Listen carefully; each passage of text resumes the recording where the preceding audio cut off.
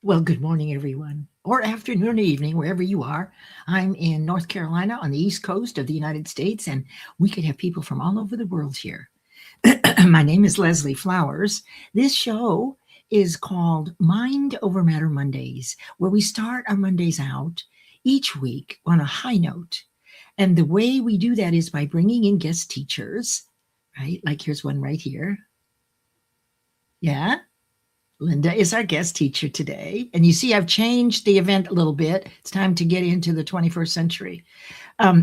So the idea here is that we bring in each week a guest teacher, either seasoned or not, just starting out, doesn't matter. What they will do is, from their area of expertise, give you the basics in nice chunks so that things are clear as we can make them. We don't want you to leave unclear about these concepts. So every one of the teachers is committed to articulating their information in the simplest form to add to your common denominator of your resources. Because once you get clear, for example, on today, the second iteration of narcissism, and how do you recognize them, and what do you do, and how did you even know that they were there? You didn't. And you'll recognize cycles that you've been through with a person who now you realize was a narcissist or is a narcissist or a sociopath, but you didn't know back then. So you got pulled in. So Linda is here today to take us through a second round. You can watch her replay of this show and her first step into Mind Over Matter Mondays about dealing with narcissism. It's all recorded on my profile page. So just go to events, scroll down until you see a picture of Linda and me, or you see the title, Mind Over Matter Mondays. So let me just say hello to everybody. So that's what we do here every Monday. And then on Friday, I do a show, and it's been for several years, pointed only to Think and Grow Rich primarily. And this quarter, I'm moving into a framework of my own that brings us into quantum jumping, metacognition, and of course, principles and laws. All those things are important. For those of you who've been following me for some time and you kind of get this, right? You ought to get it. A lot of you do. Of course, every time you come into the studio, you're at a higher level of awareness than when you first heard it.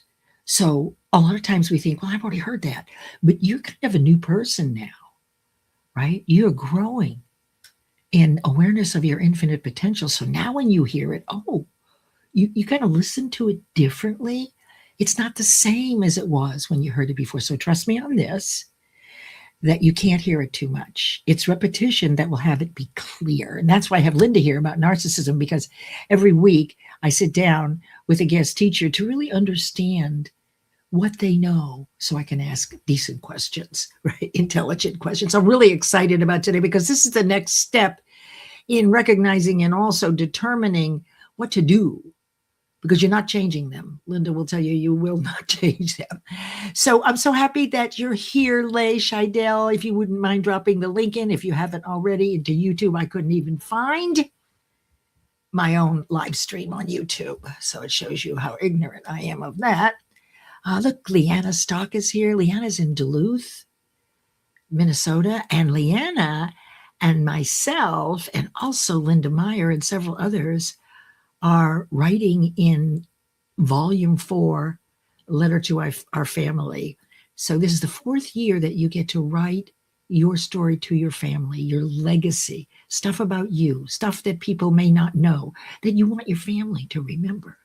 So we're all excited because I don't remember how many people are in this anthology, but it'll be out around Thanksgiving, so you can give it as a Christmas gift. Okay, so I'm very excited about that. Lay, I'm not sure if you're in that one. I think you are, but forgive me for not knowing exactly who is in that anthology at this point in time. All right, now we have the most amazing Christy D. Williams. She's down in Florida, near Jacksonville, Florida, and she is the consummate customer service representative. There's no one I've met on LinkedIn that serves better than she. We all serve in the way we can, and all ways are good. This is my personal opinion. She has the consistency and the frequency to know that I can count on her. And isn't that what it's all about? I know that if she needs something, she knows that she could call me no matter what time it is. So the relationships here are important. And I want you to know who you are for me, really. And Russ Hedge is here. Now, I've only recently met Russ, so I'm very glad you're here. He's going through some challenges and has been for some time. Yet he gets up every time and runs several lives every week. I send blessings. People do the same. And Russ just doesn't stop moving his feet. And, you can climb Mount Everest, even if you've never done it, you don't know how, taking baby steps as long as you don't stop moving your feet, right? So, and with every step, the way is provided. You're not going to get the next step until you're on the mountain. So, yeah, I'm so glad you're here, Russ, and feeling well enough to come and be with us and be live with us so many times during the week. Lay has put in the LinkedIn comments, thank you, Lay, for going an extra step, the link to the YouTube video. Sometimes you'll get blown off of LinkedIn. Once it comes right back, but if you get annoyed, just jump over to YouTube and grab that link. All right, let's see who else is here. You are welcome, Lay, and also especially you are also welcome, and I'm delighted to share about each one of you. Christy, this is how you show up for me. When I see you, this is what I see. I train myself to be looking for your good points, of which there are many. And so when you think about thought mechanics, the repetition of looking for something great, doesn't have to be large or small, about the other person, particularly if it's someone that has annoyed you, right? Even if it's teeny, you will find something good about them. And then what happens, kind of like magic, but through repetition, that's all you see about people. You rarely see anything negative because your mind is already trained. Your neural pathways are already geared to look for their greatness. So you don't even have to stop and think, oh, he looks terrible today. But wait a minute, what a pretty shirt, right? Something like that. Okay, so let's see who else is here. We're going to get started here. This is the most important part to me of all the work I do here on LinkedIn, and I do a lot, is that you understand how grateful I am that you're in my life and that you support me. I live by myself. I have plenty of family. I love working on my own in my own home office. And I also don't think I could do it without you, because you are my anchors Monday and Friday. And then during the week and the weekend, we communicate back and forth. In fact, I see Bill Rochelle is here. Hey, Bill. He does several wind down, Williams wind down, right, live. And he did one last night. It was just wonderful. I don't know that you even saw me there, but I was there the whole time. And it's always a beautiful way to close the evening out. Look who's here, 𝗚𝗂𝗏 𝗏𝗏. 𝗚𝗂𝗏, how was your vacation? 𝗚𝗂𝗏 is in Toronto, has a marketing background, and has been a supporter of both of my shows and this kind of work for a couple of years now. And you absolutely want to follow him and connect, because 𝗚𝗏𝗏 puts out philosophical and spiritual posts with a beautiful picture and a simple message. Now, there's plenty of messages out there that'll, ad nauseum was going to take you into next week. But for me, I love the sweet, short things that kind of interrupt my day and give me a moment to think. So 𝗚𝗏𝗏, thank you for that. And keep doing that, okay? Please, please, please. Yeah, keep doing your shows too.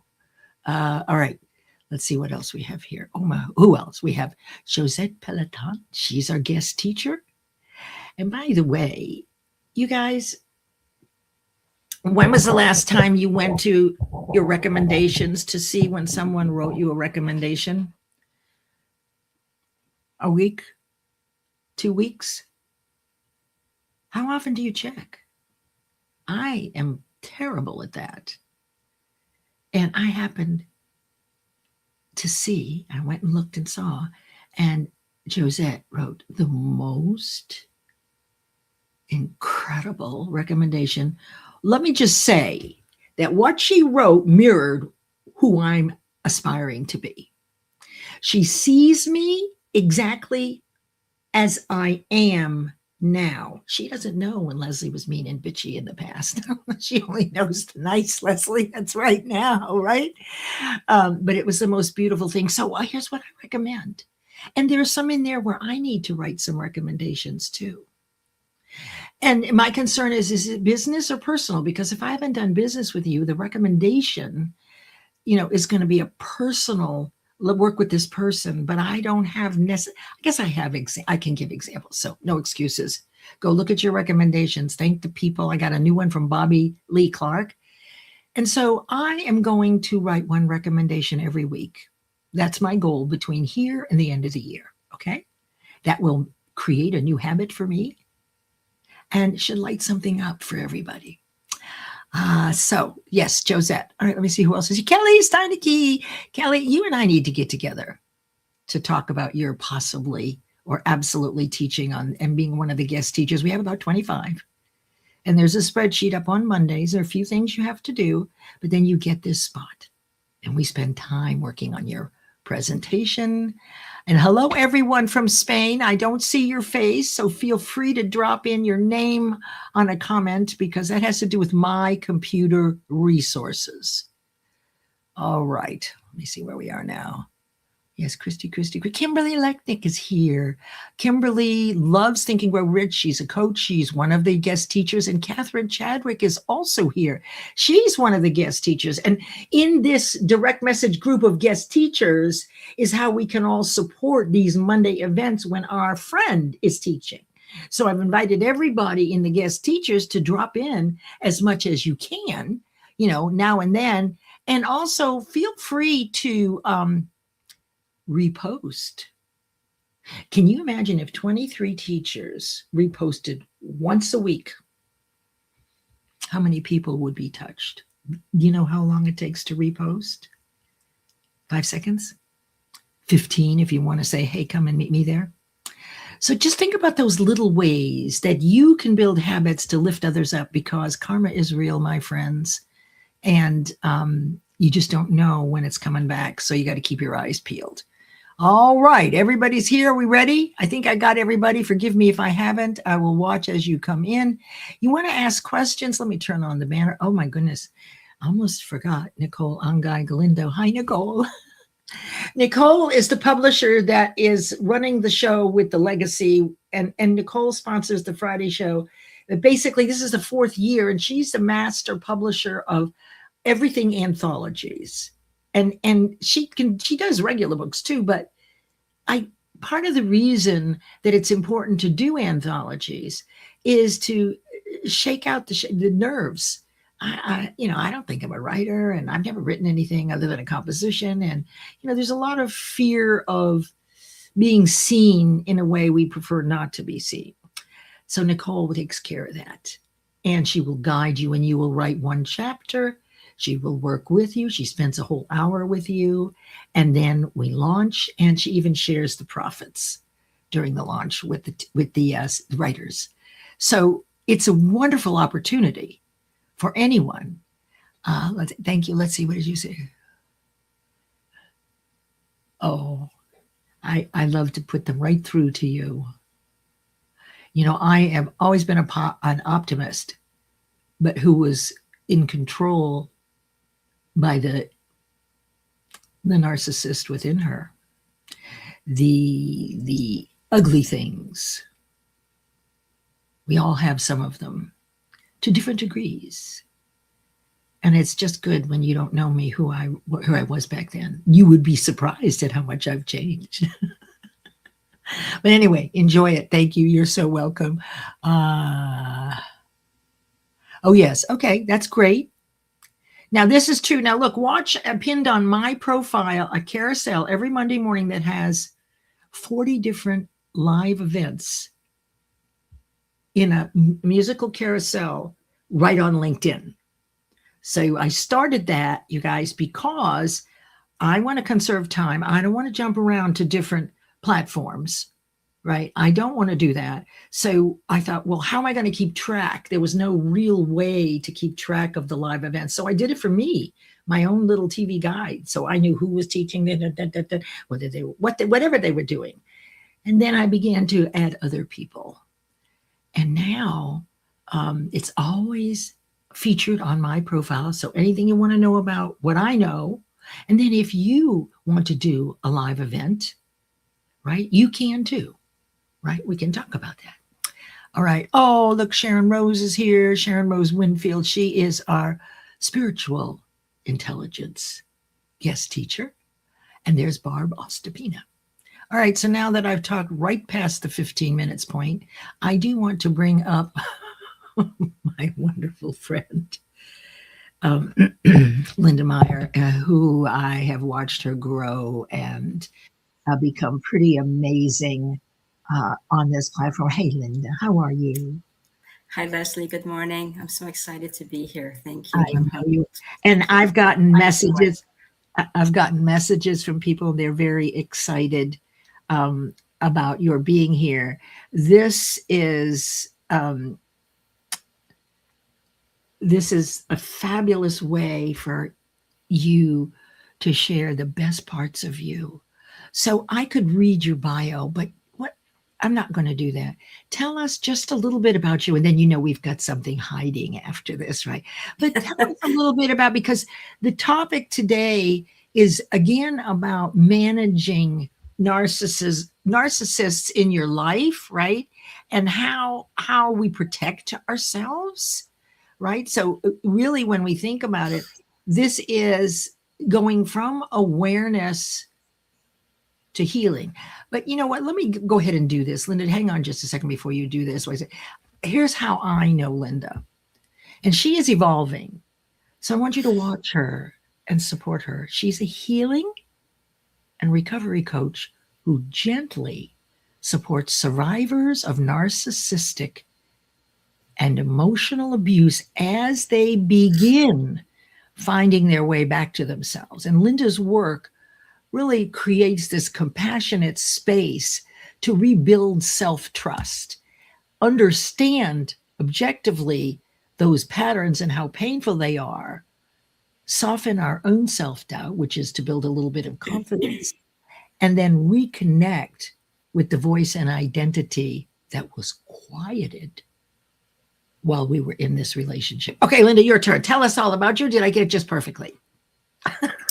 Hello, everyone. Thank you, Leslie. Sure. I'm an emotional wellness coach for survivors of narcissistic and emotional abuse.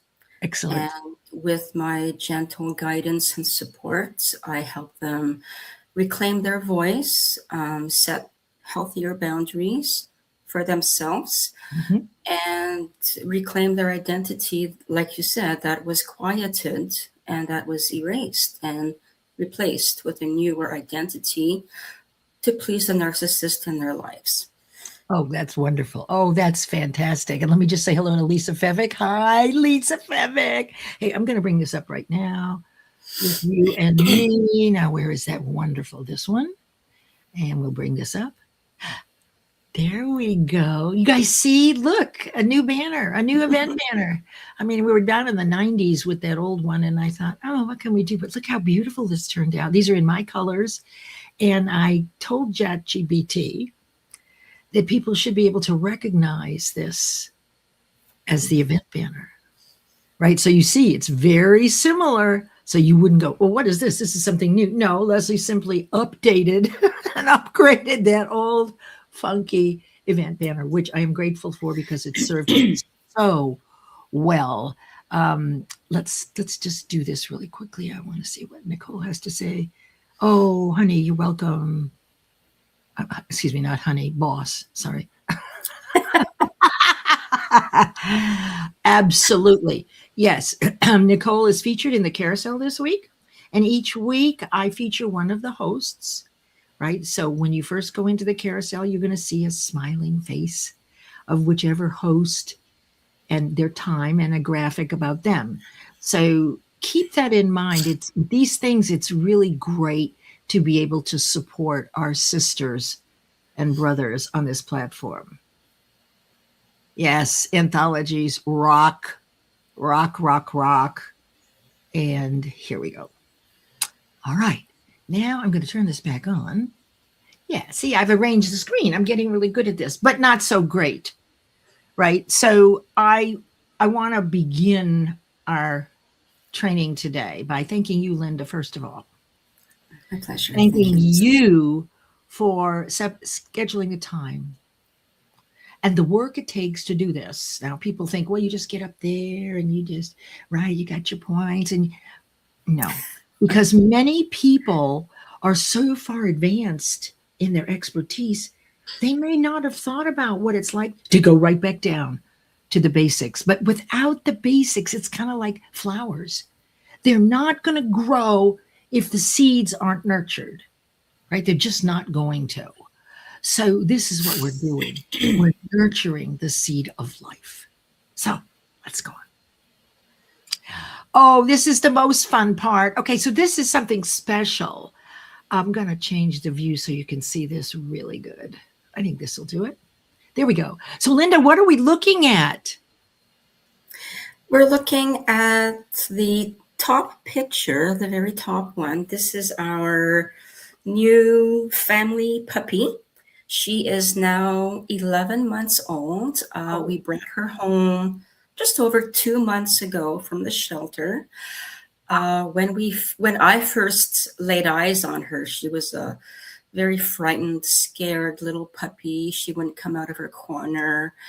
And the look in her eyes, it just brought me to my knees practically, you know, figuratively and metaphorically. I asked about her. She was available and decision made on the spot. What's her name? What did her you name name is her? now Biscuit. Oh, Biscuit, like the cookie. She's the color of a biscuit. I'm the mama. She follows me everywhere. She's still dealing with separation anxiety, and she's very jumpy and busy doing the training to teach her the house rules. And she's a lovely little girl, and life is full of love now because of our new little girl, Biscuit. Oh, yeah. So sweet. Now, that's really a congratulations. It's such a big decision because animals are part of your family, right? They simply are. And they will love you like no one else, right? Particularly dogs. So I had to pull this picture on the bottom left because you're stuffing your face. What is going on there? What are you doing? Obviously, you're eating. What's this all about? Tell us a little bit. Yes, this is a picture of me from a few years ago. I worked in a cafe as the main cook / chef in the back. And in the background, you see my station, my collection of sharp knives and pots and pans and other little gadgets that I loved using. And in-house, we also made baked products. And this is me sampling the freshly baked Danish that had just been assembled for a client, for a customer, let me say. And there were just a few extras because we always bake a few extras in case one of them isn't, you know, fit for sale. And so we enjoy those extra products. And that's me covered with a mask. This was during the COVID phase of our lives. And the headband that keeps the hair away from the food, and the gloves, and my apron. And did I mention the sharp knives back there? The sharp knives. Yes, you did. We always want to know where they are, right? Each knife has a purpose. That's exactly. And we get to say, right? Everybody's point of view will have a different label for those knives. Yeah. I love that. I love that. Okay, so give us the scoop on a couple of minutes of what's going on over here on the right. Is this your first anthology? And what is this all about for you? Why did you opt in to become part of this? What was it you wanted to accomplish, please? This work, Becoming a Decision, is the name of the anthology. It's a collection of chapters from other co-authors, including myself. And it's a story of healing, and transformation. And each story is personal, and it takes us from the point of realization, the awareness, the healing, and who we are today. And each co-author has put in their words on paper, and with the hope of sharing the message of transformation and reclaiming our lives in the way that we all needed to. My chapter is called The Lost Childhood. Interesting. It was very painful, if I could use that word, to actually think back and go back in time and share my story, a part of my story in this anthology. I'm deeply honored. This is more than I could ever imagine happening to me, to have an audience that is interested in hearing and learning from a story that's lived. And I'm here today sharing my story and my voice. And it's very humbling and it's very healing in the same time. So I'm healing and I'm helping others heal at the same time.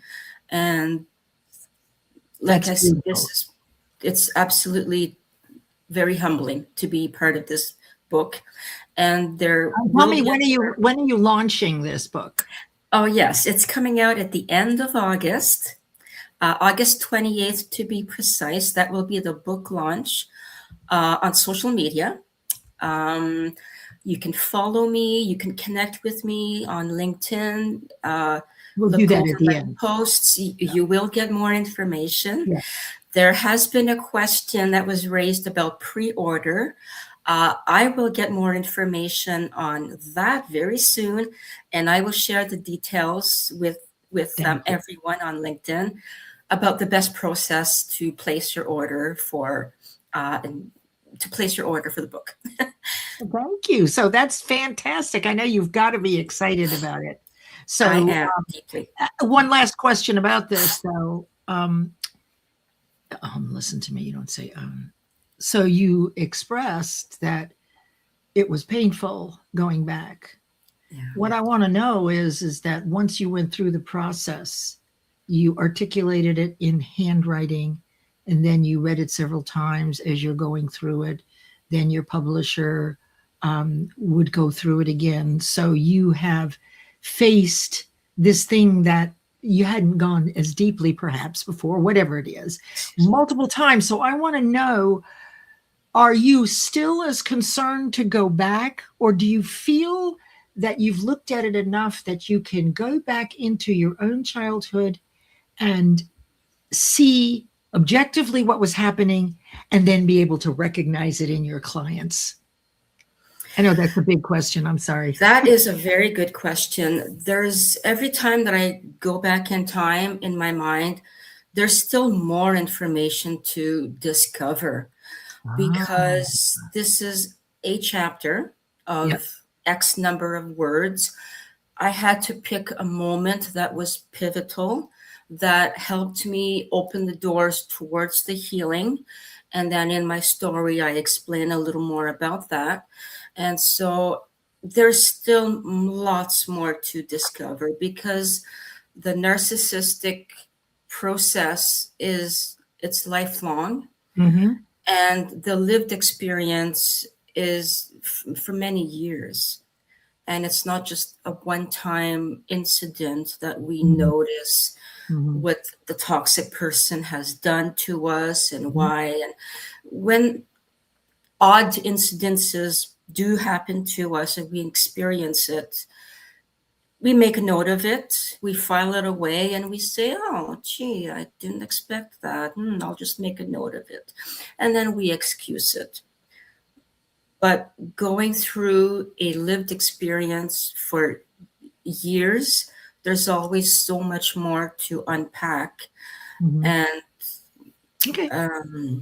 that's what I was healing. This is what we're talking about today. Good. The awareness, the recognition, the validation, and then how do we put up all these pieces? How do we put all these pieces together to take action and to reclaim our lives, our name, identity, and our voice?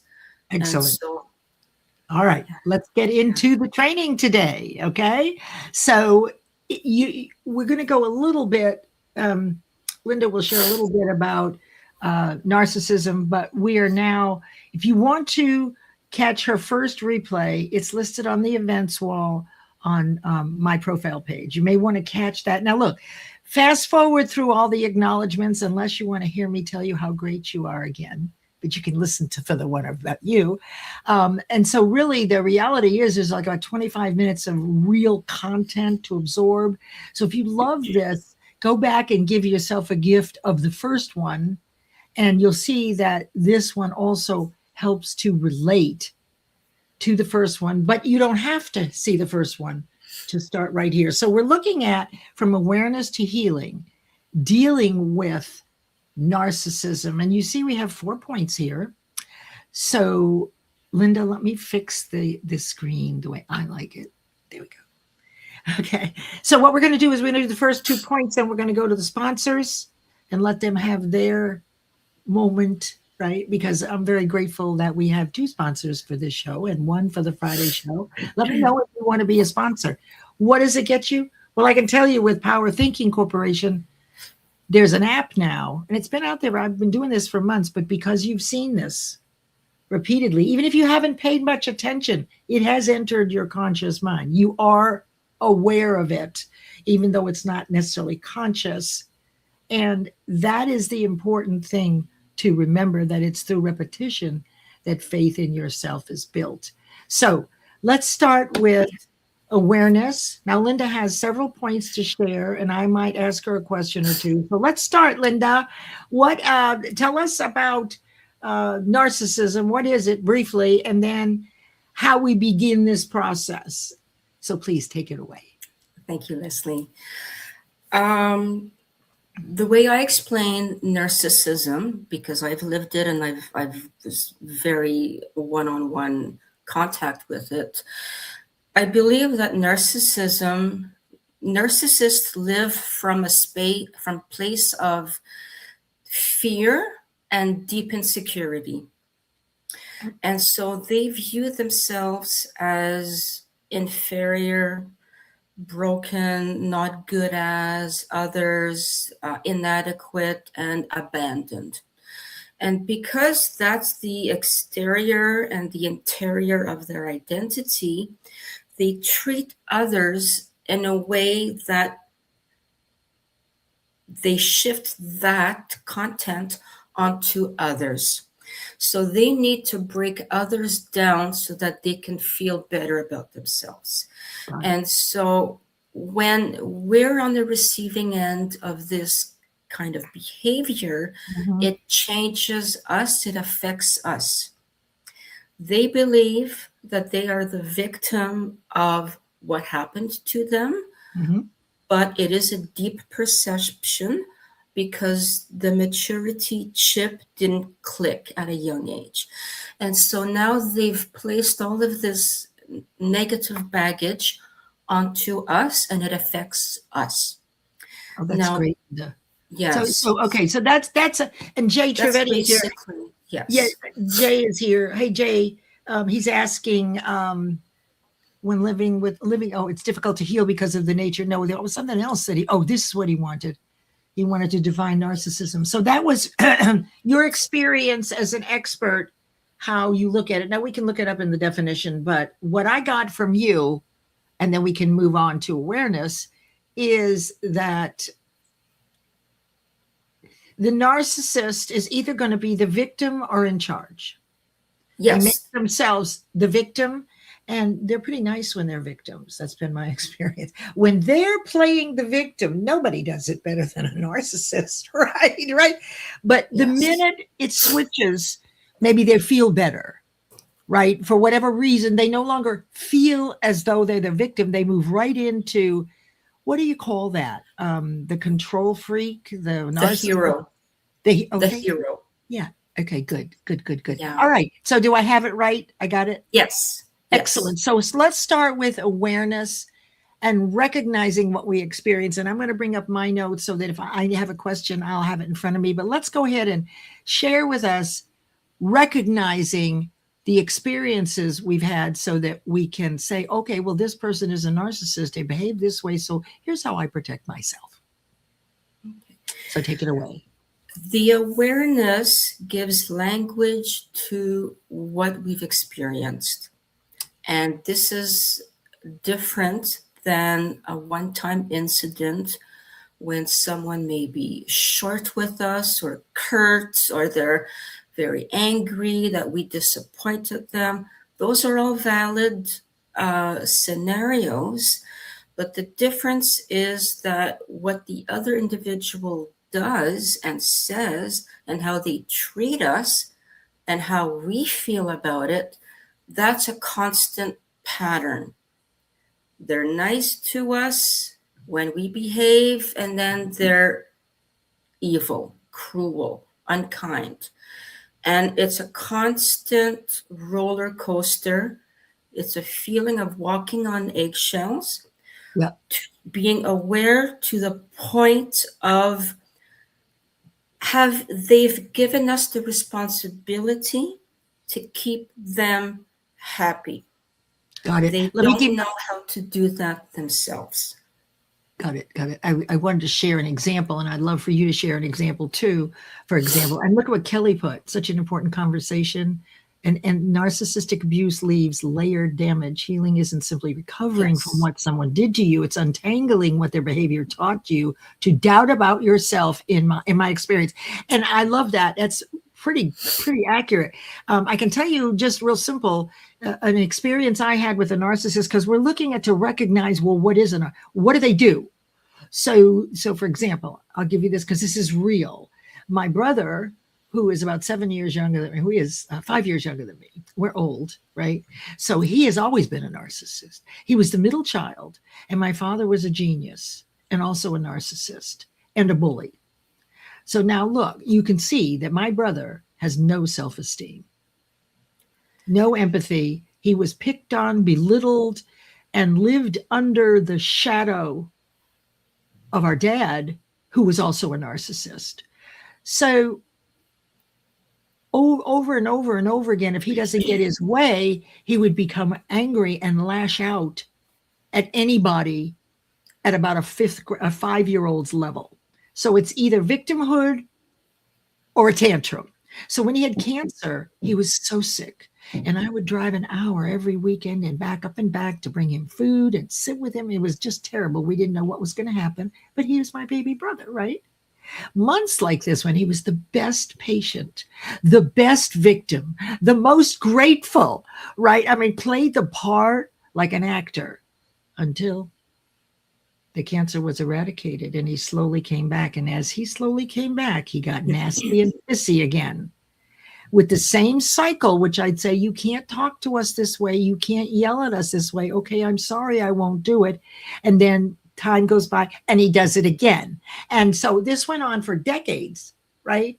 Every year, this same thing would happen until finally I got the message, right? And I can't tell you how many sad things came out of that, but I'm free now because I made the final decision to sever, right? And not go back, to save myself and my kids.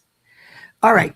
So that's an example. So what else? I want to look at what we were talking about as far as that point, because we need to do a break here in just a minute. I like that when we talked, you talked about that we're looking for patterns. Tell us a little bit about that. Narcissists are master manipulators. And so if you just step away for a moment, and I'll just give you an example of just everyday people. We do what we're good at. We've learned and we enjoy doing what we're good at. Narcissists, growing up, going through toddlerhood, childhood, teenage, adult, they learn what works and they learn what doesn't work for them, and then they evolve. They try new tactics and practices. So they learn how to manipulate people to get what they want. And so to use the example of your brother, he needed help. He needed tenderness and care. And so he knew how to become the good person, obedient, kind, grateful. That's just one example. And then afterwards, when he became better, when he reverted to his true self, the angry, broken, angry with the world. Okay. Yes. Just think about, Linda, just think about all the people who have a narcissist in their life right now, and they're starting to get it about a particular person. What we're doing here is illuminating. So hang on for the ride. Okay. Yeah. So the questions, once we, like for me, I saw the pattern, even though it was over a long period of time, it was just perfectly repeated every time. There were 2 or 3 questions that we should ask ourselves once we recognize the pattern of the experience. What would those be? What would be the best thing to ask ourselves? Why is it happening? And how does that make us feel? When we become aware of what they say when, we stop and we ask ourselves, why are they doing it? And how does that make me feel? And then there's no longer the question of, maybe I said it wrong, maybe I did it wrong. But it's just a general, neutral conversation where we're trying to meet in the middle. And they either need to punish us and correct us, or they need to make us feel guilty for having shared what we just said. So I'm so glad that you're doing this work, because there's something about going back into it, just like you did. For me, I'm less aggravated and more confirmed in my decision. Once I recognized the pattern, I knew how it made me feel, right? It kept happening. Finally, when I made that final decision to that no contact at all, because I've learned, unfortunately, do you think a person could heal themselves or be guided out of narcissism to develop a conscience, or are they just done? Eventually, we learn when we become aware of these games and when it happens and why, we learn to take a step back and not play the game. We realize that it's a game about control and power. Okay. They're unable to meet us in a neutral place. They'll be nice. They'll ask questions. They'll show interest in you and what you're saying and what you've done and what you've shared.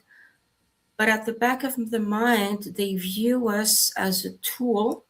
They don't see us as an individual in our own right. When they're nice to us, they're gathering information to use against us. Sounds like AI.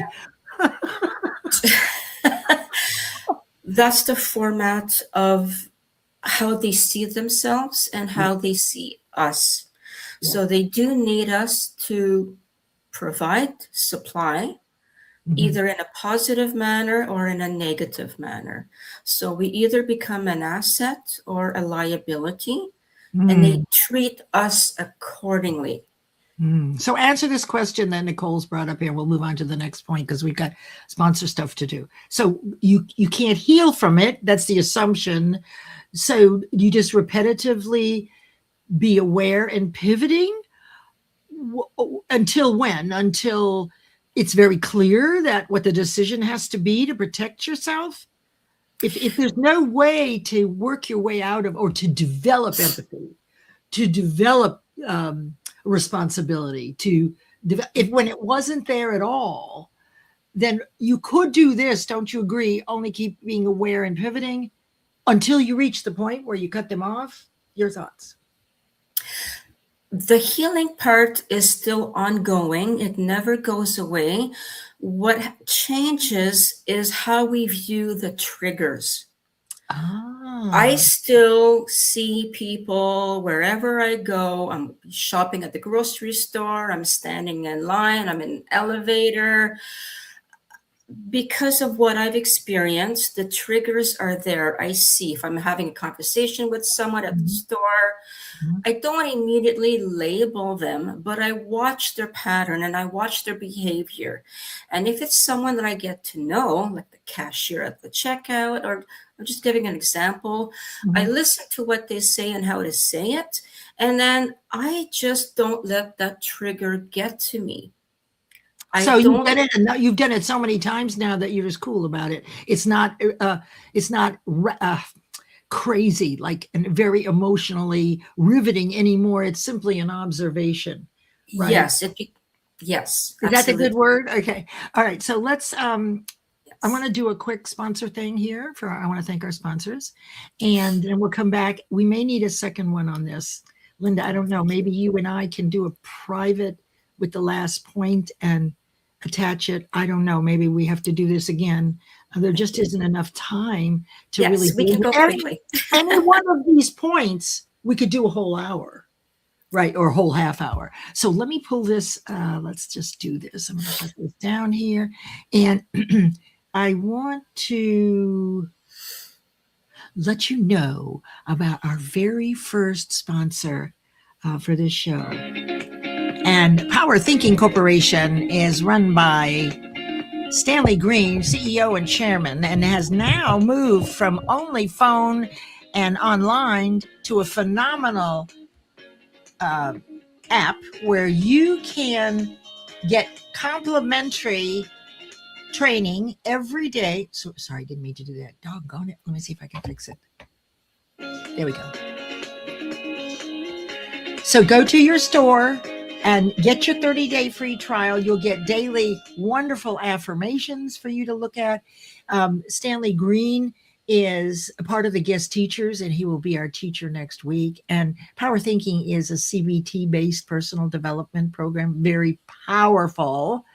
And then you can download the app every Wednesday morning at 7:30 a.m. Eastern, and that same day, 9:30 p.m., he teaches live, but he also teaches on the phone, and it also comes through the app. So do yourself a favor. Let me move this down, and I'm going to show you our next wonderful sponsor. Let's see how I can get this to work properly.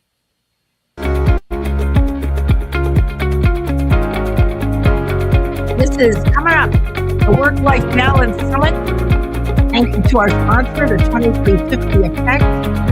This is the 6th different telesummit, unique telesummit run by Amy and Susie and Dr. Tanya Curran. Look, we recognize all kinds of people. A lot of teachers. There's 2 panels this year. Right, it's still an early bird. So when you see a QR code at the bottom of it, you can grab your ticket. Oh my God. All these people, you know them, you're going to love them. I want to tell you some are.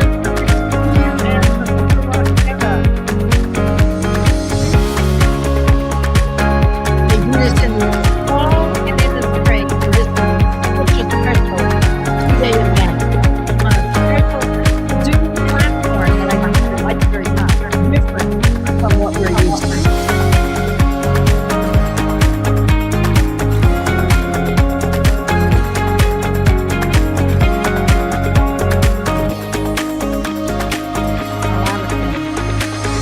Enjoy.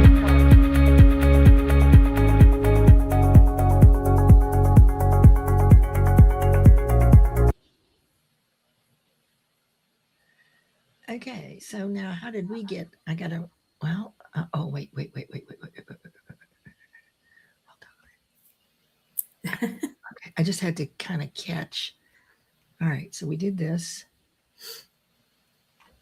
Oh, I love to hear it twice. All right, so here we are, and we've got 9 minutes. So I want us to move on, and we've had a lot of good questions and a lot of good comments, and Linda's going to go back behind and respond to these. Everybody follow everyone if you're not already. Hey, Chirito. Chirito is a wonderful friend. She is in the Philippines, and so it's Gosh, it's about 11 o'clock at night. You're up late. I'm so glad that you're here, Cherito. You really are. Philippines is way over there, right? Way over there. And there's Professor Roxana. Congratulations on hitting 16,000 followers. I caught that. I'm pretty sure it was 16,000. Yay, yay, yay. And Sharon Rose says, I never apologize. Oh, yeah. And they're never wrong. Yeah. So it's very interesting, I think. It really is. Okay.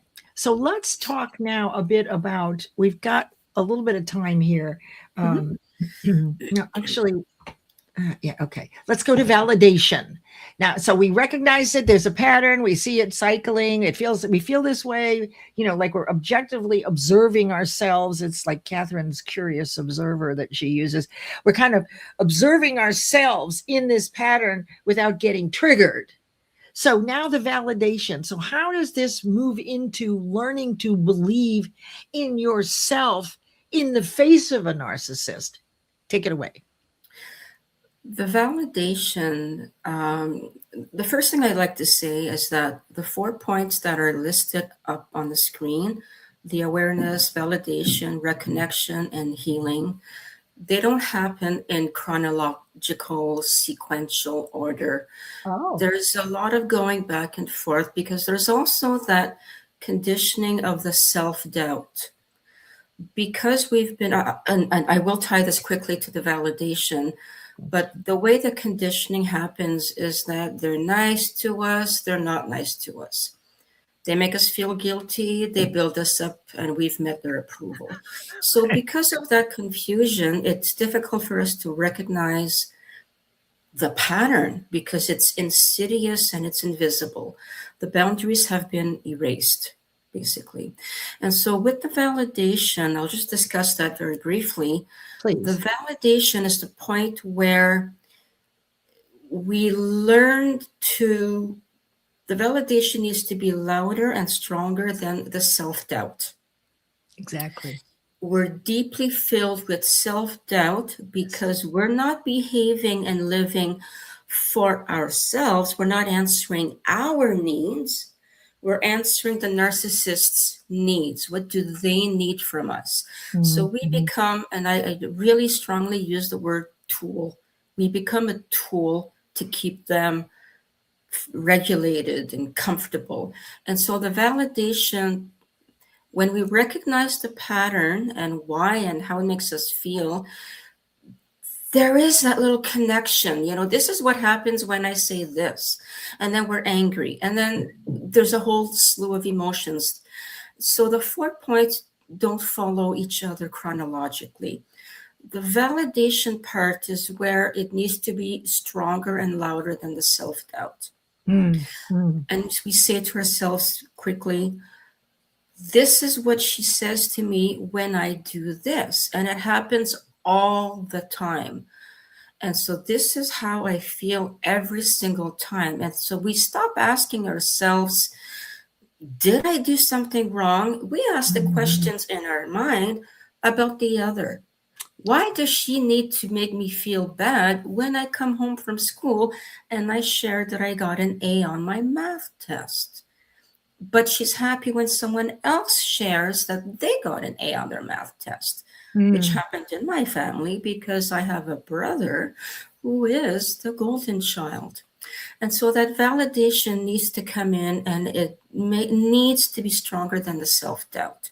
Got it. When we put the awareness and the validation together, that takes us one step further towards the recognition of the narcissistic patterns. Okay, so now you've evolved yourself from being the victim of a narcissist, becoming aware that that's happening, and what is the experience like, and understanding that we have a certain amount of self-doubt, which is one of the 6 basic fears, right? That we're not smart enough. We did something wrong. We're not smart enough. It was our fault. And just like in my work, where your commitment to heal has to be stronger than the fear. And I think that's what you're saying here, is that you can't validate in confusion. No.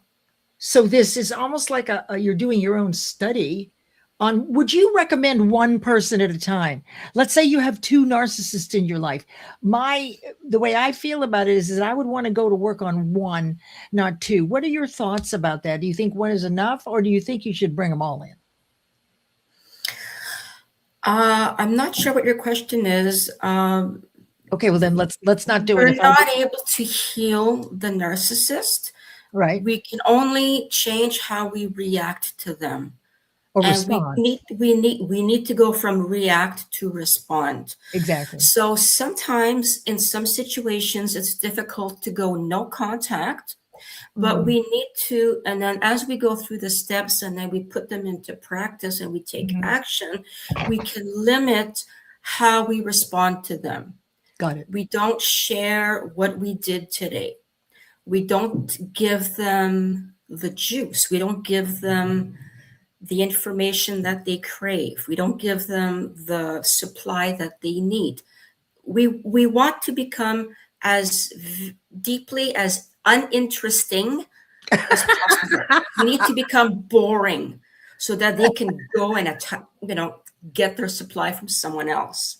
Oh my gosh. So listen, so in the interest of time, we're almost done here. Yes. But we have two more pieces. So I would like to invite you back soon where we can go over this quickly, this part again, because we've done this thoroughly. And I would ask you on the newsletter, if you happen to cover these 2 points in any of your newsletters, to post that. Yes. Right? You don't have to, but I want to get into reconnection and healing, but I want it to have its time together. I don't want to rush through that. I think we really got awareness and validation.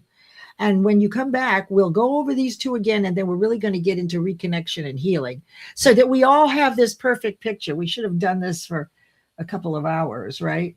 All right. So let's do this. I'm going to get this. We'll go right here. Okay. So Linda is part of the Work-Life Balance Summit. I've checked the QR code. You've seen the promo. This is where it will take you right to get your tickets. It's during the day, October 9th to 10th, right, Linda? And that's where you'll be. Yes. And of course, if you want to find her on LinkedIn, Linda Meier-Healing is the last piece if you're looking for Linda in particular. But take a look at the Work-Life Balance Summit. Just take a look at it for yourself, because I'll be there. Linda will be there. A lot of people that are in the audience here will be there. Let's take a look at this really quickly as we finish up here. I've been raised by a narcissist and then married one. Yeah. The more I healed, the more I realized that a good number of my friendships were with people that exhibited, the pattern. Yes. Oh, is that a big insight, isn't it? Yeah. Okay. Yeah, unfortunately, that is part of the package. We are easily attached, or we become attached to those that need healing, validation, reassurance, and then we get our self-worth, and that's how we become part of the package of this kind of pattern. Let's look at this really quickly. Cherito in the Philippines has a colleague who is a narcissist. So you've already identified it. You've already seen the patterns, and you can crush her. That's a very interesting word, Cherito. If I wanted to, but every time I want to crush her, I felt pity for her. What is that? That's a great question. I have two things to say. Please. Don't try to crush her. They will make you look like the bad guy.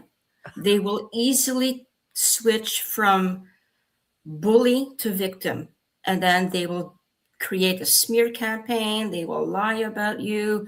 You become the bad guy. You cannot win with a narcissist. Every time I want to, I feel pity for her. That's the cycle. That's what they do. Manage your time, stay in your own lane, and that's called trauma bond. The pity, you feel bad for them because that's what they want you to feel. It's not coming from your own thoughts. It's not coming from your own observation. You see something and it's on the exterior. They want you to feel bad for them. Got it. So don't try to crush her. You can't win. Stay in your lane. Manage. Don't respond. Don't react. Continue to be polite and civil, but don't share too much information with that individual. They'll use it against you. That information, they're desperate for information. I've never been so private as when my brother's looking for information. All right. So Linda, Yes. we're up on the top here. The Masters at 𝗧𝗏𝗏. Oh God, I don't know what that is, but Kelly, you'll have to tell us. Do you know what it is? DARVO? I do. What is it? Yeah, it's a cycle of, I don't remember the names Okay, well, don't worry, all of them because there's 5 of them. Kelly, It's drop that in. denial. It's D is for denial, A is accusation, and then there's R, there's the reversal, and then 𝗧𝗏𝗏, V is victim, and it's a cycle that they do, and it becomes automatic to them. You don't even have time to blink. They're going through all of these, and it's part of their repetition. They learn how to manipulate people, and they become very good at it. Great. Because they can't change. Yeah. Linda, it's been great having you here, and please go right in and get yourself booked as the first Monday that you're available so that we can continue this conversation. We'll push out this live to everybody before we meet again so people can review it if they want to, just the parts we did so that they can be refreshed. But so here we are at the end of the hour. What is one thing that if you could wave a magic wand for us to remember when we are going toe to toe with a narcissist, what would be the one thing that should pop into our mind to write us? Be observant. Pay attention. Once you get to know someone, you see how they behave and how they make you feel. Do they celebrate your wins? Do they make you feel guilty for sharing something? Do they need to compete with you? Recognize those little triggers. Don't share them with anyone. Don't share that observation with them. Observe. Pay attention to how it makes you feel. Mm-hmm. And respond and remember who you are. You don't need to prove your self-worth to anyone. If anyone makes you doubt your self-worth, that should be a little ping that makes you ask yourself, what's happening here and why? So don't ever need to explain your worth to anyone. You are who you are. If someone disagrees with you, that's on them. Explain the situation, repeat it once, and then you leave it with them. Thank you. That's my final. And healing is possible. Observe, take action, reach out for help. Isolation is how we stay stuck. But the one thing I want them to walk away with one thing. And what was that again? Because you've already gone down the road. One thing is, observation. Yeah. The one thing, don't explain your self-worth to anyone. Oh, I love that. Do not explain your self-worth. Yes. So never do that. Never. There's no need to. If someone can't see it, they're not your people. Oh my God, I love that. Yeah. Oh my God, that is so good. Never explain your self-worth to anyone. That will go a long way in getting over our fear of judgment and criticism, because once we put it out there, right, and we explain ourselves, that the narcissist is going to jump into that with both feet and make you wrong, stupid, less than. I mean, they are, as you said, master manipulators. All right, my dear friend Linda and our wonderful teacher, I am so grateful that you're here, and I want you to book right away so we can get back to this. Maybe we'll start a little bit earlier for this one. I don't know. Maybe we won't schmooze quite as much, but I felt like that what you gave us today was real, something that we can hold on to. So I'm going to move you back into the studio with big things. Hi, everyone. Thank you for your time. Thank you so much. And wait for me. I'll be there in a minute, okay? I'm having champagne. Okay. Okay. Oh, yeah, yes. She has the pool boys in the studio right now. And they have fans, and I'm not going to tell you how they're dressed. Okay, so I'm going to put you back in the studio. I'm so glad you like this. And let me just bring this back up here so I can just keep you up to date on what we've got going on. So next week, we are fortunate to have, let me do it this way. Let's see what happens if I do this. There we go. Is Stanley Green. And about 8 years ago, he invested in a framework. And over the last 8 years, he's done everything he could do to get this cognitive-based training to you. And I'm part of it too. I'm looking for the commonalities between the different frameworks because then I get more clear. I can teach more. I'm more aware so I can bring other people along. And I'm not sure what his topic will be, but he has been a wonderful friend. And I can't wait. If you haven't been with him in the studio, I cannot wait until then. That'll be next Monday. And I've told you before, and a few people, I'm moving the Friday show from only focused on Think and Grow Rich principles and universal law, which I've been teaching for 20 years. But now we are going to be looking into the processes that give you what you want. So we have to be very clear about what there is to do to achieve what it is you want. And so you're going to be learning about metacognition, certainly principles, leadership, laws, achievement. We'll look at quantum jumping, a lot of the next step kind of in depth, stepping into the newer information. And I have been studying this long enough. I know the processes. So once I explain them to you, all you have to do is review them a few times. And then you'll know the process too. And see, it goes with what Linda said, because out of confusion comes clarity. So that's the next step this is. And Friday is a big lesson on visualization. I'll bring something that you may never have seen before. So I have lots of things in the vault. And visualization is the DNA of getting what you want. Get visualization, and by golly, you can outweigh all your fears and have what you want: wealth, health, and happiness. Oh, I'm so glad you were here. Hey, Bobby Lee, thank you for your wonderful recommendation. I talked about that at the beginning. Everybody, will you do it once? I'm going to do it once a week. I'm going to write one recommendation every week. I'm going to do it. And so with that, let me remove this. And I'll bring myself back to here. And thank you, Bobby Lee. There we go. Oops, that should be tall. I'm getting better at this. Now, look, we're going to lean into Shawn Michaels live. So thank you all for being here. Head on over to Shawn Michaels live if you have time, please. He has a wonderful show at noon every Monday.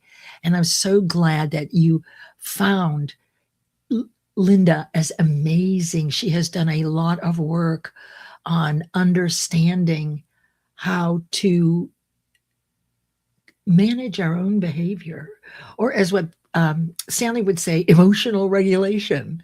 So you see, all of this has been here, but we all just have different terms for it. So once we get clear on your term, and I know my term, now I have two terms that I own. And so those are metacognitive views that I can choose which view or interpretation I wish to use depending on the circumstances. So that's watching yourself think. All right, everybody. Let's give a big shout out to 2350 Network.